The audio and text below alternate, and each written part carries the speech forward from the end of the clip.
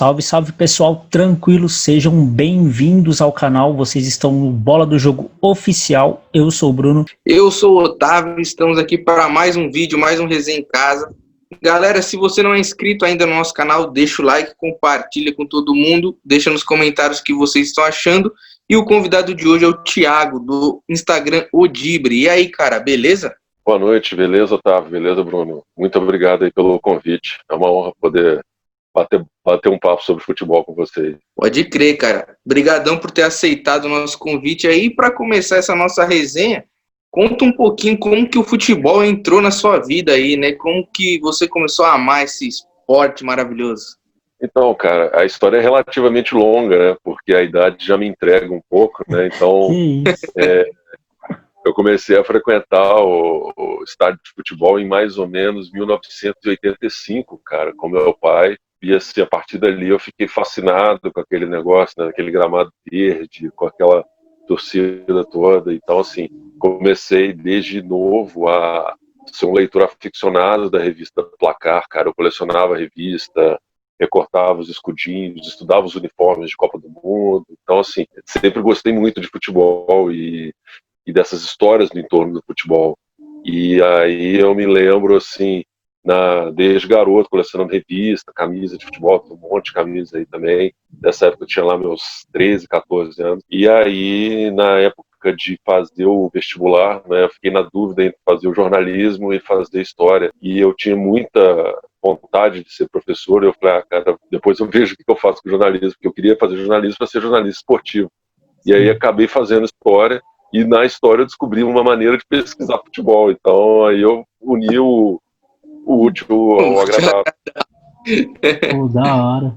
Aí foi isso. E aí acabei mergulhando nessa coisa do futebol e a memória. E assim, você comentou aqui, antes da gente começar a gravação e tal, que há pouco tempo que você tem um Instagram e tal, você comentou que já tinha um material guardado. Como que surgiu essa ideia de criar o Instagram e de colocar essas ideias e tudo que você já tinha para o pessoal também conhecer e tudo mais? Pois é, eu vivi mergulhado, né, em pesquisas sobre futebol, tanto para exposições. Eu fiz algumas exposições aqui em Belo Horizonte sobre futebol e literatura, futebol e memória, e participo do grupo de pesquisas o FULIA, o Futebol, Linguagem e Artes, aqui na UFMG, desde 2010, e aí em 2011 eu entrei para o mestrado e comecei a pesquisar mais ainda sobre questões relacionadas a futebol e memória.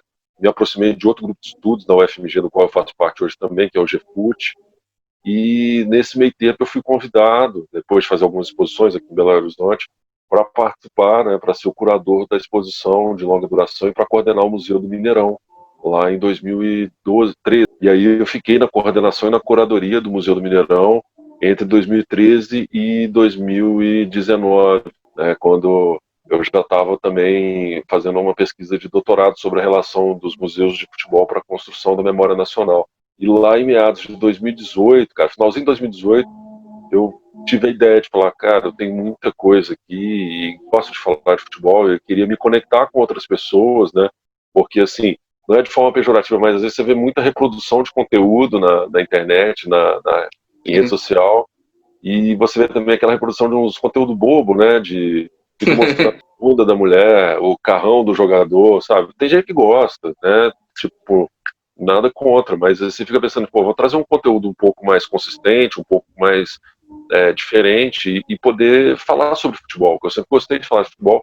E a internet, né, a rede social, ela permite, né, ela é democrática em relação a isso, então cabe todo mundo. E aí eu falei, vou falar sobre isso, e acabou que repercutiu, e o retorno da página, apesar dela não ter assim um alcance enorme, né, mas o público que tem é um público que comenta, né, um público qualificado, que tem um debate bacana, né, não fica aquela conversa fiada de clubismo ou fandom de jogadores, né, então assim, é bem legal, eu gosto disso, né, eu acho que e aí veio essa ideia de falar, cara, vamos falar de futebol, e a coisa flui, né, então foi através da parte que eu conheci o trabalho de vocês. É muito nisso, né, da gente conseguir dialogar num círculo aí sobre futebol. E, cara, até achei interessante demais, a gente trocou ideias sobre isso com o Cláudio Campos, do Pitadinha Histórica, Eu vou te fazer a mesma pergunta, porque eu acho que vocês dois têm a mesma linha de pensamento.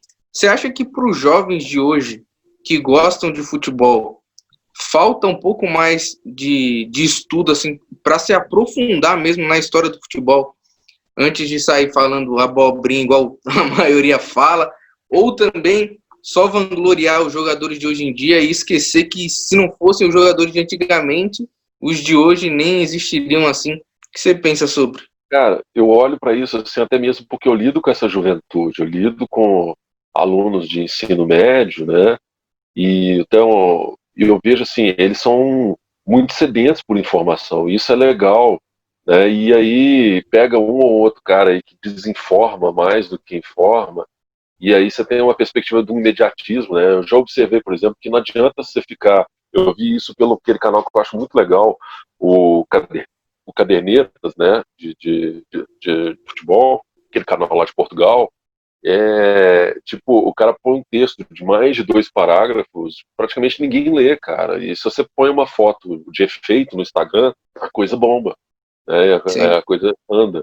E aí eu falei, poxa, eu tenho texto, eu publico periodicamente no canal Ludopédia, que é um portal acadêmico sobre estudos de futebol que é maravilhoso, é um banco de tese sensacional que os caras têm. E aí eu concordo, sabe? Eu acho que tem 2 caminhos. Primeiro, a gente tem uma geração que é muito imediatista por informação, eles querem a informação pronta, fácil, não quer ter muito trabalho de pensar, porque a rede social, se você clicar lá no Google, vem um monte de informação, mas quando eles gostam da informação, eles vão buscando, né? Então, o que às vezes a gente precisa fazer, e eu fico vendo até como educador, é de fazer com que as pessoas, e dentro também, trabalhando muito em museu, fazer, aguçar na pessoa a curiosidade.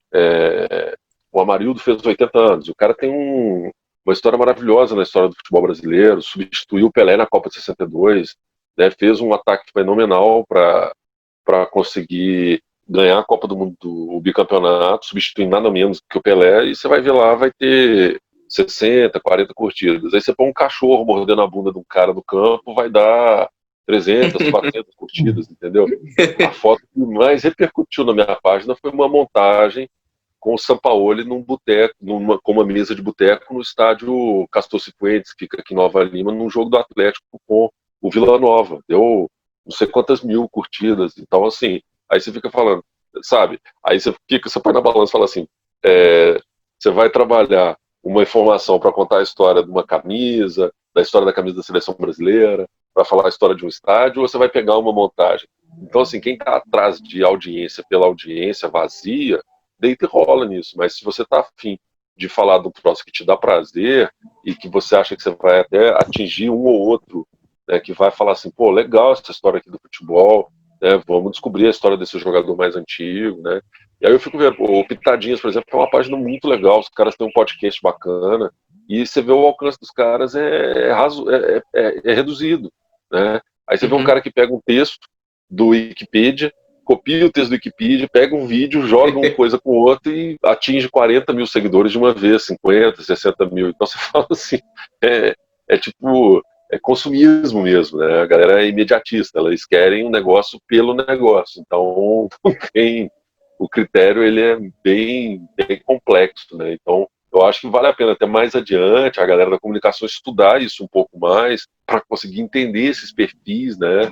E como que isso funciona. Eu vejo, por exemplo, páginas aí que vão fazer piada com mulher de jogador de futebol, cara, que eu acho que o troço assim, é dantesco. É um negócio assim. Mas você vai olhar, é um negócio que dá repercussão, da mídia, né? Então, aí você fica se perguntando.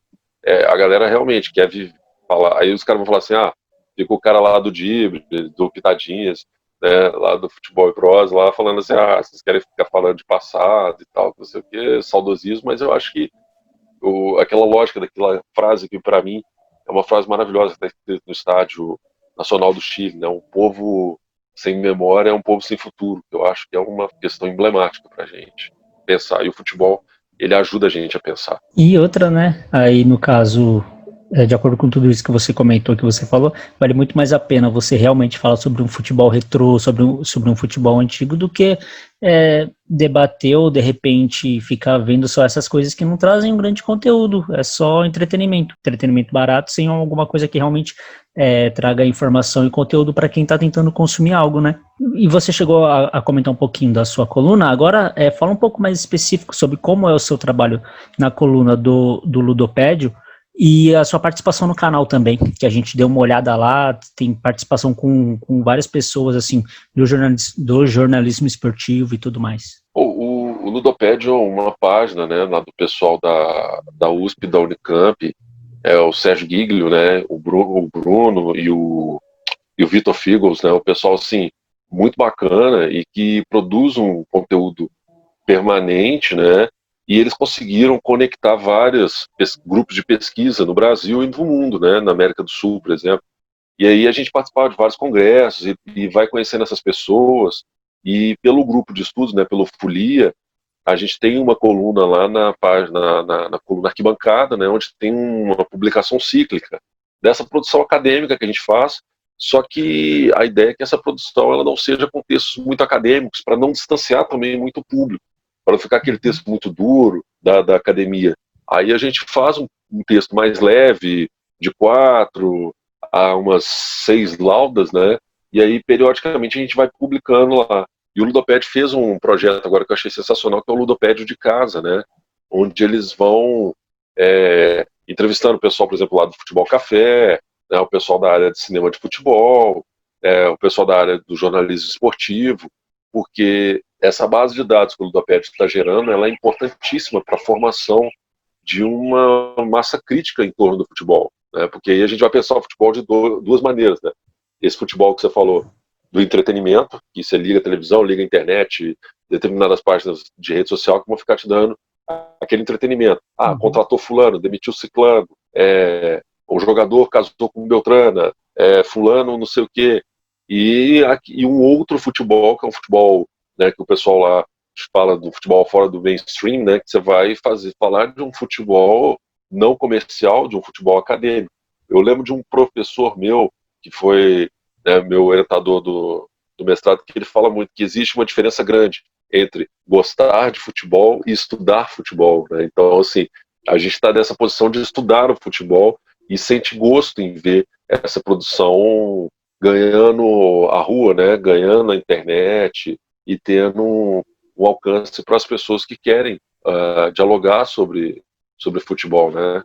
E aí a gente vai um pouco nessa linha, né? Dessa questão de pensar o futebol para fora, né, dessa caixinha. E o Ludopédio faz um papel maravilhoso em relação a isso. Então, mês sim, mês não, eu contribuo com textos lá, né, porque são muitos grupos de pesquisa e a gente tem um rodízio, né, de uma escala. E esse material é muito legal. Já escrevi lá sobre Nelson Rodrigues, sobre a perspectiva da história lá do Campeões do Gelo do Atlético, sobre o Cafunga, também sobre a história um pouquinho do Mineirão, sobre a história de um jogador, de jogadores, por exemplo, que eu acho muito legal, a questão de biografias. Falei um pouco lá do Lutz Engendorf, né, que é aquele jogador da Alemanha Oriental que fugiu, né, para a Alemanha Ocidental, foi perseguido e depois assassinado, e o assassinato dele vive em torno de mistérios. O último texto que eu publiquei foi um sobre aquele jogador do Livorno, o Lucarelli, que é muito interessante a história do Lucarelli, né? Então, assim, esses chamados rebeldes do futebol, né? Então, eu acho que é bem interessante a gente pensar nessas dinâmicas. E o Ludopédio tem um papel muito legal. Então, assim, eu tento mesclar isso um pouco, né? Deixa dar uma leveza do entretenimento, mas ser um entretenimento que te informa também, né? E te forma, né? Pô, cara, interessante. Depois que a gente gravou com a Marielle, que foi quem indicou você, a gente começou a dar uma pesquisada lá, analisar, e o conteúdo é realmente isso que você falou. E eu acho que é um conteúdo que realmente é necessário para os dias de hoje, assim. Não só de entretenimento, assim, eu acho que os adolescentes aí, a cabeça vai ficar muito vaga mesmo, e um conteúdo assim eu acho que é muito válido. É um conteúdo para a gente começar a se aprofundar cada vez mais, para não começar a falar besteira e a começar a acompanhar esses canais que fazem praticamente um sensacionalismo agora até no futebol, e a galera tá morta. E tem a ESPN também, que foge e pega esse caminho que a gente está comentando agora, que segue mais uma linha mais aprofundada e mais estudada, que eu acho que é bacana também de ter, né? E, cara, agora a gente vai desmistificar uns casos aí com você. A gente vai debater e vamos ver qual a sua opinião sobre, beleza? A primeira perguntinha é: o futebol antigamente era mais lento?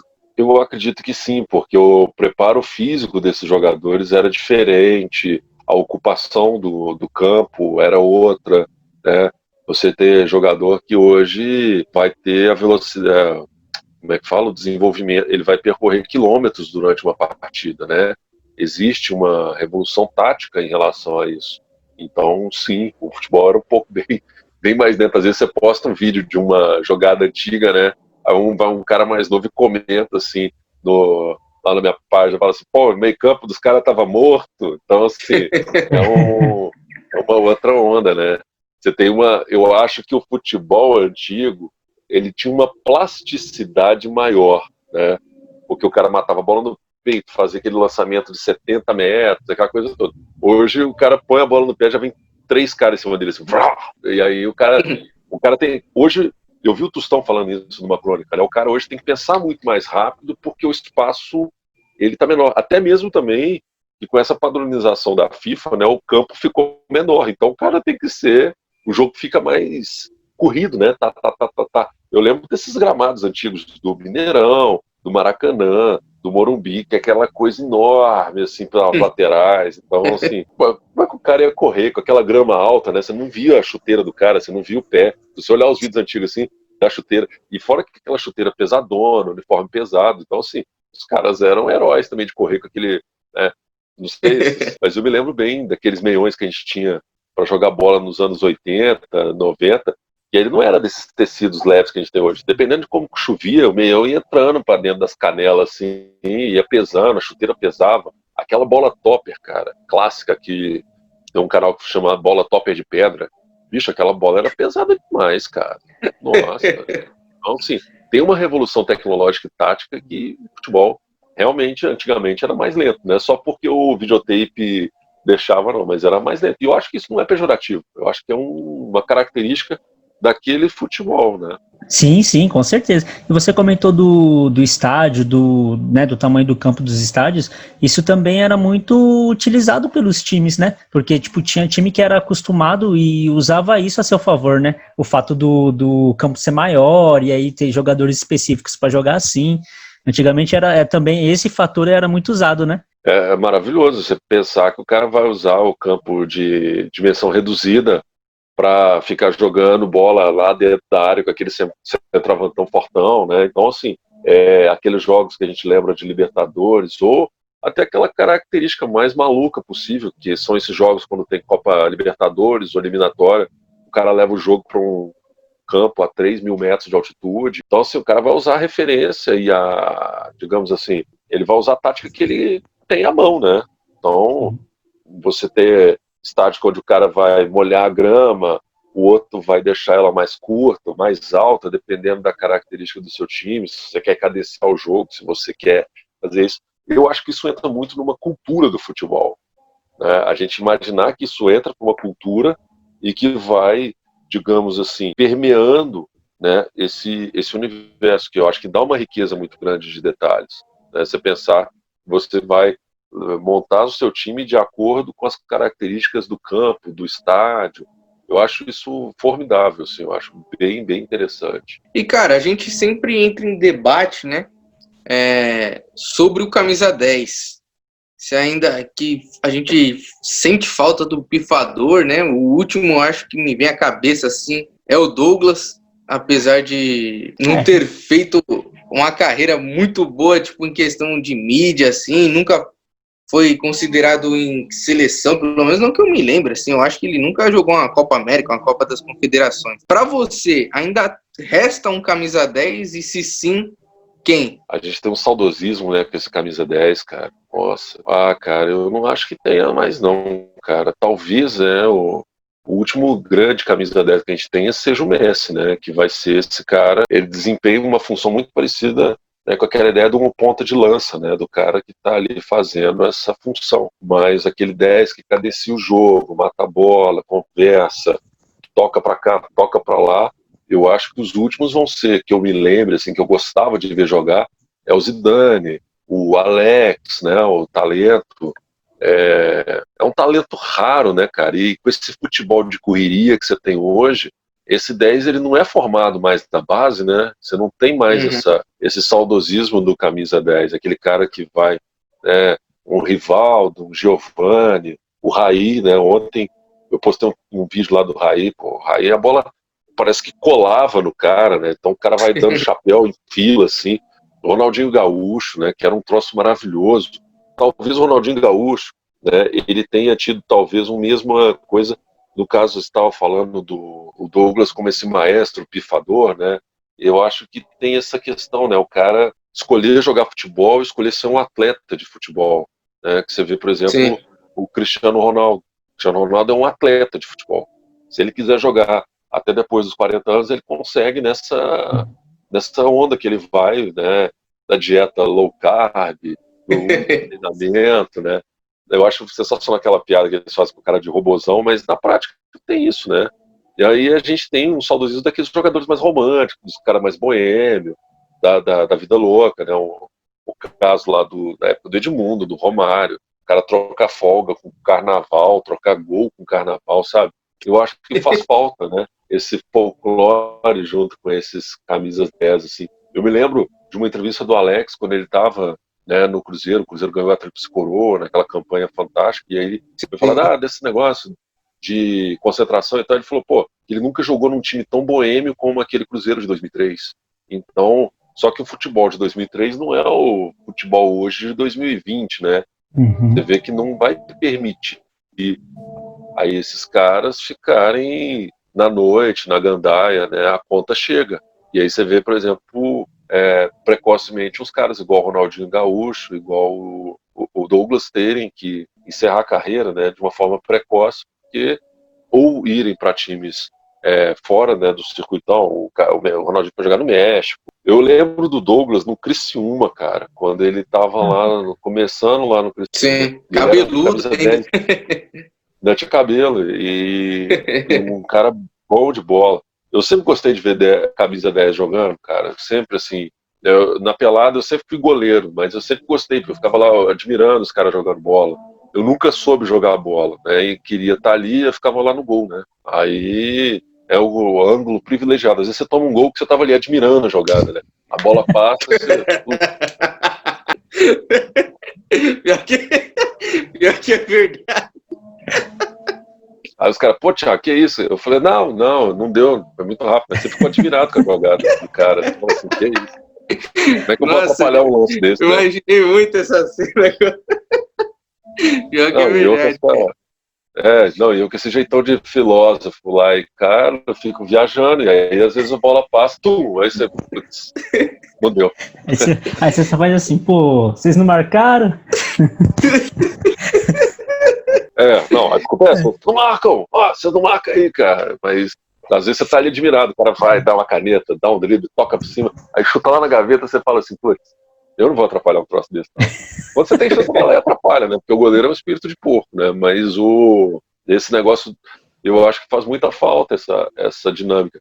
Talvez é isso que o Eduardo Galeano vai falar no Futebol Sol é Sombra, né? O futebol ele é uma triste viagem do dever do prazer, né, ao dever. Então, esse futebol comercial ele vai sepultar, né, esse camisa 10. Eu acho que não é uma visão romantizada, eu acho que é uma visão mais pragmática de falar assim, o cara é o futebol de resultado, né? O Messi pega a bola e sai correndo e faz o gol. Né? Se fosse um cara, e aí você vê os videotapes lá do Edmundo, o cara vai dribla, chega na ponta da área, aí começa a rebolar lá a bunda e tenta jogar a bola para dentro da área. Aquilo ali leva a torcida ao delírio, cara. Isso aí é outra onda, né? Hoje o cara fizer um troço desse, ele vai perder todos os contratos dele possível, vai falar que ele desrespeitou todo mundo, desrespeitou a torcida e tal. É outra realidade, né? Eu acho que é isso que falta. Até um Edilson louco pegar e sair petecando, uma treta. Eu acho que é o que falta no futebol de hoje em dia, cara. Sinto falta. Eu não sou tão velho nem novo assim, mas estou nessa parte de 99 para cá e pegando de 2010, 2007, vai mais ou menos. a gente parou de ver cenas assim. Então, só vê no futebol argentino, que a gente nem tem como assistir tanto assim, sei lá, nem lembro em que emissora que passa o futebol argentino, mas aqui mesmo no Brasileirão, no Paulista, que seja, Copa do Brasil, é raro assistir cenas desse tipo atualmente. Mas Pois é por isso que a gente gosta tanto de ver o Neymar jogar também, né? Porque ele é o único que faz isso hoje em dia. Então, Um dos sim, únicos. também tem essa. E o que o Thiago falou sobre o time boêmio não dar mais certo, o Cruzeiro mesmo do ano passado é a prova disso. Tava lotado de boêmio aí, Série B na... Mas aí envolve outras coisas também. Né, sim, mas é aquela coisa, né? Eu acho que foi o conjunto da obra, né? Você tem um time boêmio, você tem um ciclo de jogadores que já estava fazendo... os caras é um ciclo vitorioso, os caras já tinham ganhado 2 Copas do Brasil, né? O cara ia estar numa zona de conforto, e eu lembro de um jogador, eu tô falhando a memória do cara falando assim, que quando o time grande cai, os jogadores consagrados, o cara fala assim, não, a camisa vai pesar e a gente vai conseguir reverter. E os caras ficam protelando. E aí você pode ver, por exemplo, que a boa parte dos times grandes que ganharam foi isso, eles foram protelando a reação. E aí na hora que ia reagir já não dava mais, né? E você tem salário atrasado, confusão política dentro do time, do clube. Então é um conjunto da obra, né? Então o fato isolado, mas essa questão dos caras serem boêmios pesa, né? Porque depois tinha que ficar botando a garotada para jogar e os caras vão falar, pô, sim, eu ganho 20 mil, eu vou correr para um cara que ganha 400 mil e fica aí na sacanagem. Então, pode falar sacanagem, né? Então, fica nessa... Sim. Eu acho que o Egídio falou isso aí. Eu não sei se foi ele que você viu falar, mas o Egídio também chegou a comentar algo bem parecido com isso aí. Infelizmente, e o Santos atualmente é o que tem parecido muito bem seguindo esse mesmo trajeto. Acho que esse ano aí o Santão também tá seguindo a cartilha à risca, eu acho. Você acha que o Santos tá nessa onda, cara? Cara, eu torço pro Santos e até o comecinho do ano, assim, em questão de trazer o Gesualdo, eu achei, putz, a pegada vai continuar no alto nível. Mas atualmente, cara, depois dessa bomba que explodiu lá agora do Everson, do Sacha, e vai tirando, parece que vai cavando, vai aparecendo mais merda. Eu não sei não, cara, eu não boto a mão no fogo. Às vezes reagindo no estadual, né, quando chega no brasileiro, renova com essa galera que pode contratar jogador, por exemplo, do interior de São Paulo, que eu acho que é uma fonte ótima de atletas, né? Esses times do interior, eu acho o futebol de São Paulo muito rico, com esses times do interior que produzem muitos jogadores interessantes, né? E pegam jogadores de regiões periféricas do Brasil também do futebol. E a garotada. O Santos tem uma divisão de base que é um negócio de outro mundo. A base vai ter que salvar, literalmente. Poxa vida. A frase que eles usam, a base salva. Cara, às vezes é bom se livrar de medalhão, cara, assim, porque às vezes esses caras mais pesam do que ajudam dependendo da situação. Porque eles ficam... E a gente vê isso, viu? O exemplo do Cruzeiro ano passado, os caras ficam fazendo panelinha, escolhendo treinador. Então tem essas ondas, né, que eu acho problemáticos, né, para pensar. E o cara não é uma máquina, né? Ele é um jogador de futebol. Você tem um contexto pesado, né? E aí, sim, é uma bomba jogar isso na mão da garotada, mas eu acho que se mesclar a garotada com jogadores que ainda querem alguma coisa na carreira, dá para fazer, né? E, tipo assim, na boa, pro Santos, falando pro Santos aí, pro Santista, esse Everson é um frangueiro danado, cara. Vocês vão estar aliviados, cara. O cara é goleirinha. Eu preferia muito. Eu preferia o Vanderlei. Nossa, sim, o Vanderlei é muito mais goleiro. É muito mais eu também achava, cara. Eu também achava. Infelizmente, é igual o currículo na vida real mesmo. Tem um pouquinho a mais, já passa na frente de uma pessoa que talvez tenha uma experiência melhor. O que salvou o Everson foi ele saber jogar com os pés. Eu acho ele fraco.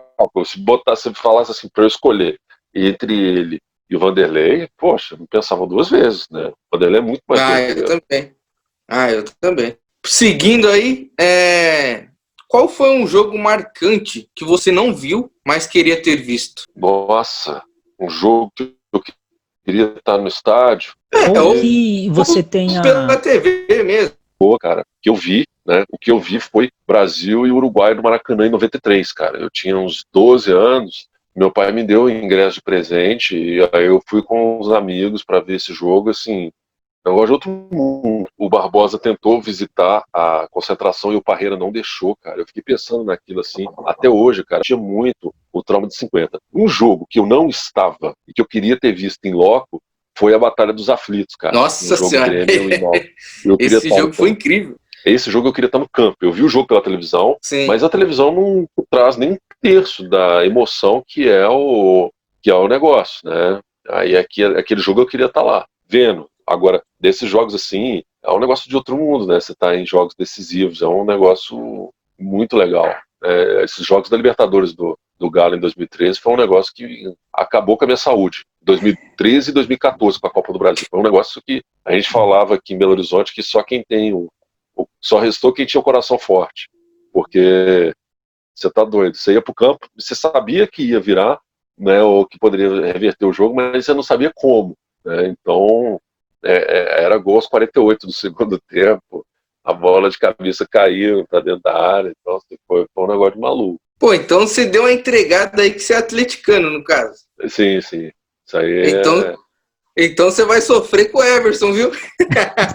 Não, Deus me livre, cara. Ele não vem, não. Nossa. Não, agora ele vai. Só de raiva. A gente tá fazendo uma corrente pra frente pra não vir. Pô, eu tô aí elogiando, falando, pô, foi terrível o negócio do Santos. Você vem rogar praga pra gente, pô. Nossa, não. Que loucura, cara.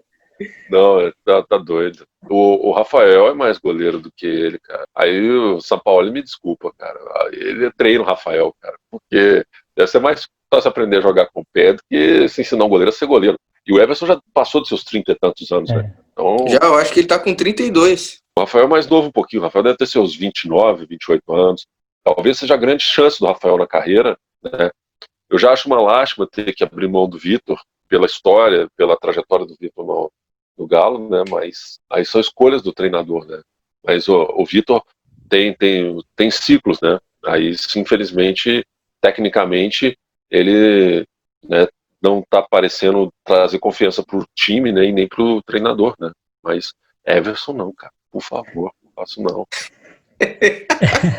Fala pra gente um time que você viu jogar, que seja tipo, muito bom, tenha conquistado títulos, e que você gostaria de ver jogando em algum campeonato hoje em dia, com as devidas mudanças em relação a equipamento, em relação a campo, a tudo mais, e um time de hoje em dia que você gostaria de ver jogando antigamente, algum campeonato mais antigo. Ah, cara. E aí serve que a gente viu jogar, né? Sim. Eu acho que o primeiro grande time que eu vi jogar, assim, que me chamou a atenção foi o São Paulo do Tele Santana de 92 até 94, 95. Aquele time era um negócio de maluco, cara. Eu adorava ver aquele time de São Paulo jogar. Formidável. A coletividade do time. Eu queria ver esse time hoje, sabe?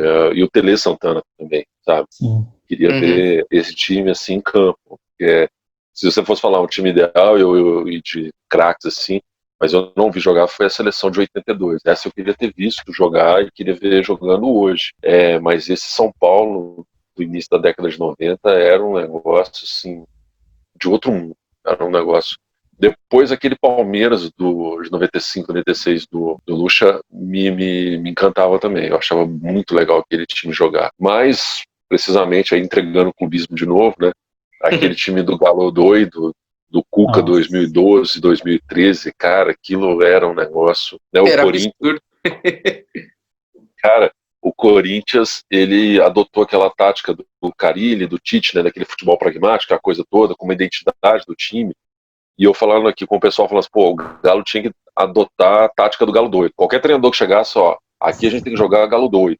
Então, assim, porque tinha que ser daquele jeito. Pra mim, é aquele jeito ali que tem que jogar, né, no futebol. Será que com o São Paulo ele resgata um pouco disso? Porque o São Paulo também ele é um cara que gosta de jogar pro ataque, né? O São Paulo, ele é implementado o Galo doido dentro dele. Pois ele já é meio doido, né, cara? Aí eu acho que ele botando essa lógica do Galo doido aqui, ele vai ter uma estátua aqui em Belo Horizonte, se ele voltar a fazer isso. Seria, nossa, o sonho de consumo da torcida, voltar esse Galo doido, o time fritando em cima do adversário, né? O Jô, cara, que sensacional aquele centroavante, cara. ó, aquele cara, ele fazia aquele pivô do futebol de salão, sabe? A bola vinha, ele liberava ali pro Bernard, pra subida ali com o Tardelli, era um negócio maluco aquele time. Agora, um time atual, né, ou mais recente que eu gostaria de ver, seria esse time do Jürgen Klopp, esse Liverpool, que eu queria ver jogando mais antigamente. Para mim, o time que mais me enche os olhos hoje, e o treinador que mais me agrada é o Klopp. E esse Liverpool do Klopp já vem há uns 2 anos aí, cara, num alto nível, né? E foi vice da Champions, depois ganhou a Champions, foi vice do inglês ano passado, uma campanha espetacular, mas aí o time do Guardiola era um troço absurdo também, né? Então, o campeonato inglês, né, cara? Então, assim, eu queria ver o São Paulo do Tele hoje e queria ver o Liverpool do Klopp no passado. Seria cara, uma experiência louca, né? Sensacional. Pô, pode continuar aí, Otávio, só para... pegando esses jogos do Liverpool e vendo esses tapes de antigamente, até que lembra. Eu acho que dava jogo. E isso que eu ia, né? Eu até passou pela minha cabeça, mas eu não comentei. Foi bom você ter falado isso. Esse time do Liverpool, acho que ele talvez seja o que mais lembra, né? Um pouco mais esse futebol ali, anos 80, começo dos anos 90, né? Eu acho que sim, cara, pela essa ideia da coletividade, de um futebol mais dinâmico, né? Eu acho que chega, né, nesse negócio que eles vão chamar de um futebol heavy metal, né, do Jürgen Klopp, que eu gosto muito de heavy metal, então já fico mais fã ainda do Klopp, mas eu acho muito, muito legal. Eu acho que, né, se pudesse viajar no tempo, assim, eu acho. E eu lembro muito também do próprio Guardiola falando que a seleção de 82 inspirou muito ele, né? Sim. Então, a gente tem esses caras que leem o jogo, né, de uma maneira muito interessante, né? Isso eu acho legal, engrandece essa cultura do futebol. E é interessante que nem você falou desse São Paulo, antigamente, que tinha um camisa 10 que era o Raí, e em compensação esse time do Klopp é um time que não tem nenhum cara de armação ali no meio de campo. São 3 caras, tipo, não tem esse camisa 10 clássico, né, que nem a gente fala, e é um time muito versátil ali no meio de campo, né, pra você ver como são dois times completamente diferentes e que ainda assim conseguem encantar, né. Sim, são 2 ideias de jogo muito interessantes, né? Talvez ali o mais próximo de um 10 que você vai ter é o Mané, né? Que faria esse papel de um 10 ali, mas ele vai fazer esse 10 o 10 meio Messi, né? Aquele cara que carrega a bola, que faz um lado do campo, né? Mas você não tem, você falou, é muito bom, não tem esse 10 clássico que é o Raí, depois o Leonardo, né? Vai suceder o Raí lá no São Paulo fazendo esse papel desse 10, né? Depois eles tentaram com aquele chileno lá, o Sierra também, não deu muito certo, né? Mas é muito interessante, sim, pensar nesses estilos de jogo virtuosos, né? Eu acho que esse time do Klopp, se você for analisar mesmo, acaba não tendo nenhum 9 fixo, né? Que fica rodando o Salah, o Firmino e o Mané ali na frente. Os 3 armas jogada, os três também fica uma quantidade de tempo dentro da área, então é uma rotatividade boa desses 3 ali que consegue matar 2 posições com 3 caras diferentes. E seria interessante ver o treinamento desses caras, como que o cara pensa. E assim, incrível, passar 1 horinha assistindo só. Nossa, eu queria assistir 10 minutos de uma preleção do Klopp, cara. Ficar assim, deve ser um negócio de pau no queixo, né? Não deve ser aquela conversa sonolenta do Tite, né? É um negócio mais que você me botar ali pra ver uma conversa do Tite, eu já tento dormir numa entrevista, que dirá numa... na preleção. E pior que ele é elogiado bastante por saber lidar com o elenco, né? Fazer essa gestão de pessoas, vai entender. Não, eu já vi ele de perto, na época que eu trabalhava lá no Mineirão, eu vi um pouco do bastidor, do treino e tal. Ele é muito educado, ele é muito atencioso, e isso, para o jogador de futebol, para um grupo, né? Quando você lidera um grupo, faz muita diferença. Você ser um cara atencioso, educado. Dá um exemplo. Eu lembro lá de uma cena que não sai da minha cabeça do Tite, os jogadores foram tomando os copos d'água e jogando os copos do lado, assim, o pessoal de comissão técnica. Ele passou recolhendo todos os copos que estavam no chão, até jogar dentro da lixeira. Então, esse tipo de cara é uma liderança para o grupo, é uma liderança interessante e tal, mas é um tipo de cara que é meio sonolento, assim, se você pensar a médio prazo, assim, aquela fala, blá, blá, blá, então, assim, fala, você não entende patavina, né, o cara tá falando. Pior que é verdade. E, cara, agora resumindo, de um elenco para um jogador, que jogador de antigamente você gostaria de ver jogar no futebol de hoje e um jogador de hoje jogando no futebol de antigamente? Nossa, um cara de antigamente que eu queria ver hoje, o Maradona. Eu queria ver muito Maradona hoje, sabe? A vibração, aquela coisa do cara pegar a bola e sair driblando todo mundo, é o gol de mão, sabe? Eu acho que faz falta essa subversão, sabe? O Faz falta próprio personagem Maradona, né? O personagem Maradona encanta. Por exemplo, o personagem Henrique Cantona ultrapassa o jogador. O jogador foi ótimo, mas o personagem ultrapassou ele. O Maradona, Sim. talvez, para mim, vai na mesma linha. O personagem ultrapassa o jogador. Se você for olhar em números, o Messi é muito mais completo e jogador do que o Maradona. E aí eu queria fazer o caminho inverso. Pegar o Messi e jogar ele no futebol do passado. Né? Botar ele para jogar com essa turma aí da época. E você poderia fazer, tipo assim, daria para fazer exatamente isso, porque o Maradona jogou no Barcelona, né? E no caso, o Messi, ele só jogou no Barcelona. Então seria interessante você ver um Messi jogando, por exemplo, no Napoli. Tipo, que até na época do Maradona não era um time grande da Itália, não tinha conquistado o título, grandes títulos. Foi, obviamente, obviamente não. Foi a partir dele, foi com ele lá. E aí seria interessante ver o Messi fazendo esse caminho, né? Naquele tempo. Você já imaginou que parada sensacional que seria ver o Messi com a camisa do Nils jogando um campeonato argentino, uma Copa Libertadores, sabe? Ele fala, pô, cara, sabe? Ia ser, em tomadas as devidas proporções, o mesmo fenômeno que foi quando o Ronaldinho Gaúcho veio jogar Libertadores e jogar campeonato estadual, campeonato brasileiro, ficava todo mundo parado. O Sidorf, sabe? Eu acho que esses caras, eles é isso que você falou, eles têm uma simbologia, um personagem, eles agregam uma aura no espetáculo, né, muito boa. Eu acho que é isso. Aí eu queria ver Maradona no presente e Messi no passado. Ô, Tiagão, mas você já imaginou que momento? Final da Libertadores, Galo e Nils, Messi de frente pro Everson. Aí, outro. Que momento seria? Nossa, que momento. Aí eu vou lembrar de você, vou ligar o Otávio. Pelo amor de Deus, cara, que praga foi essa que você rogou na gente, cara? Fala, a culpa é sua, a culpa é sua.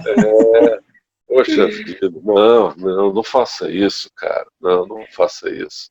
Deixa quieto o Everson aí no Santos.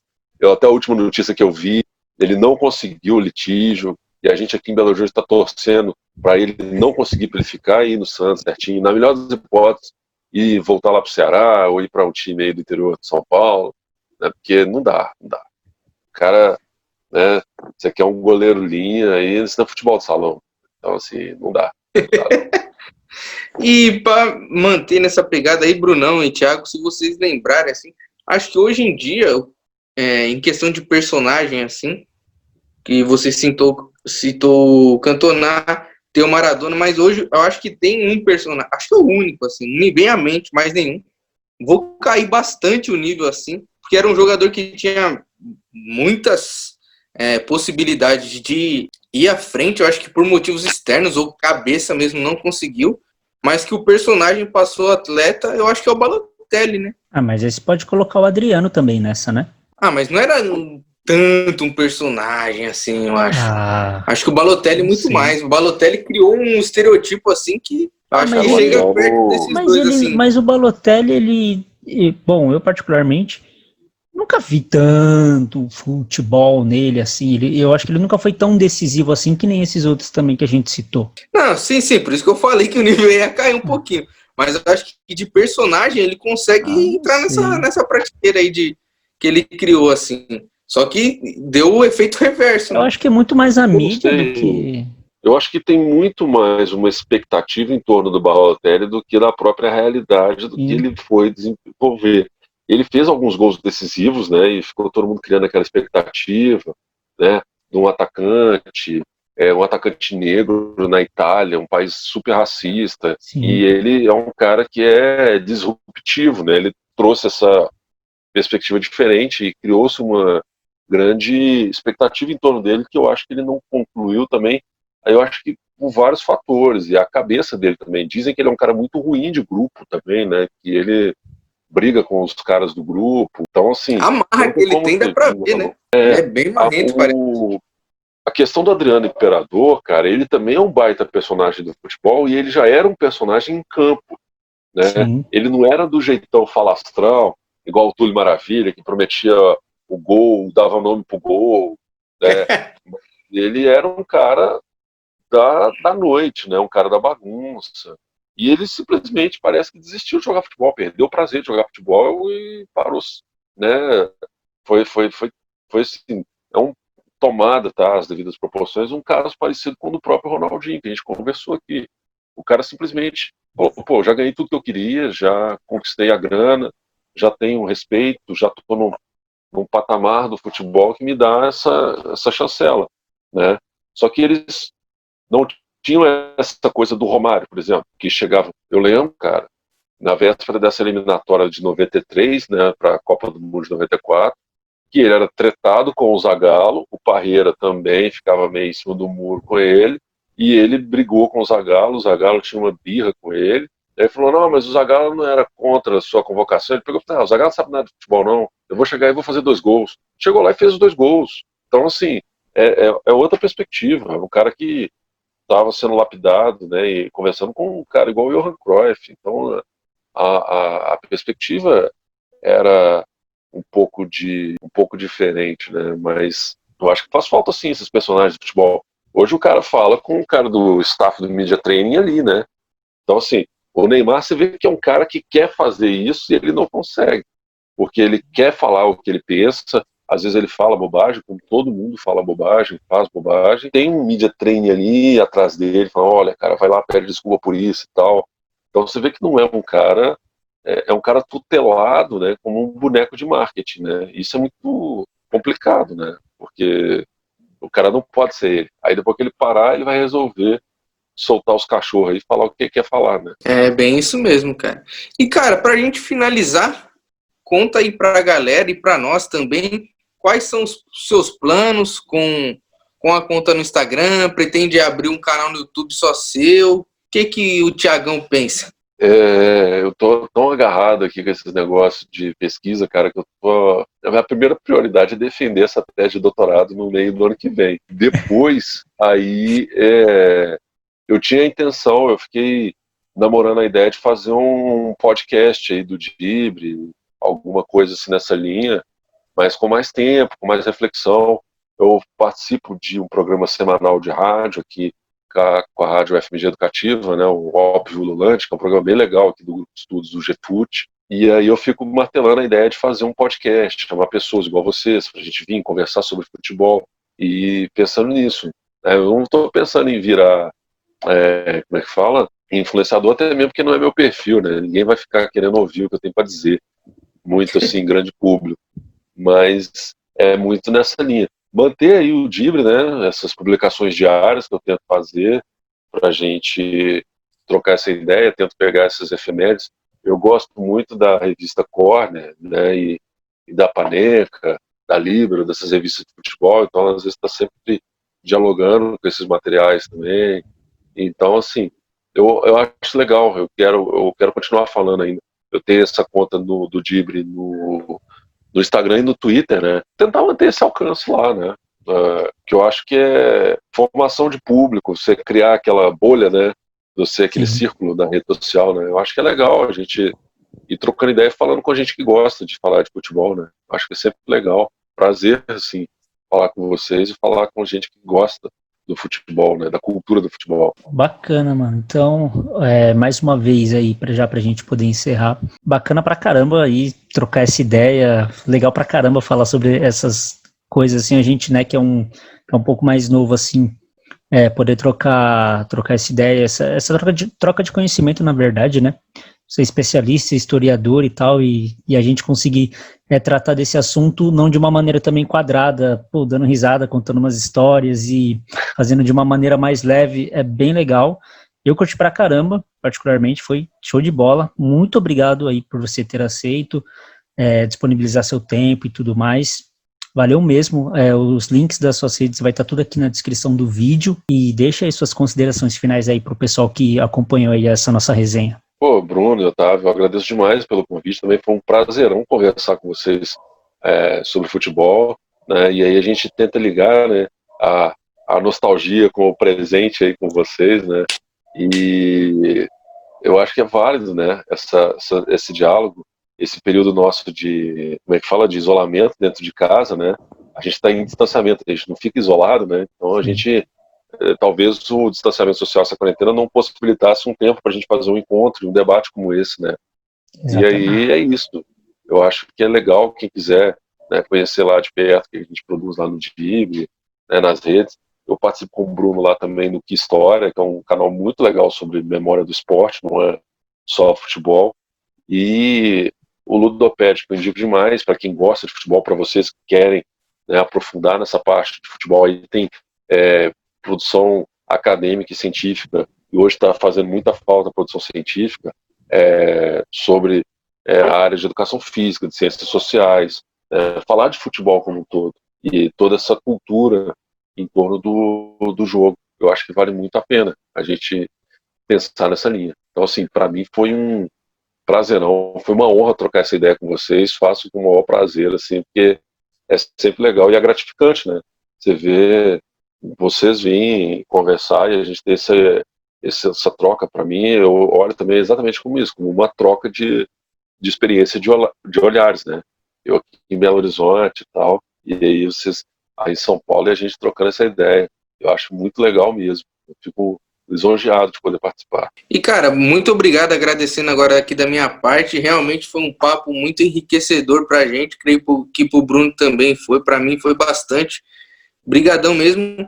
E galera que curtiu o vídeo, se inscrevam no nosso canal, seguem a página do Odibre lá no Instagram, que o link vai estar aqui na descrição. E deixa o like, ativa o sininho, tudo isso que vocês sabem que vocês têm que fazer. E, Tiagão, como a Marielle te indicou, a gente gostaria que você indicasse alguém também que você curte, que aí você acha que poderia render um bom papo conosco. Cara, o pessoal do Ludopédio, eu acho que renderia um ótimo papo aí com vocês. O Sérgio Giglio e o Vitor Figels, né? O Marcos, né? Que é a turma que comanda lá o Ludopédio. E o Bruno, do Blogspot, né, o Blogstats, e que comanda lá o Que História. Ele é um cara bacana, que lida com essa memória do esporte. Ele do futebol já tem um tempo aí, é um cara bacana para conversar com vocês, além da turma do Ludopédio. Depois, até se vocês quiserem, eu passo o contato deles aí para vocês. Beleza, cara, vamos querer sim. Brigadão. Agradecer você novamente, galera que assistiu até agora. Tamo junto e até o próximo Resenha em Casa. Até o próximo e valeu!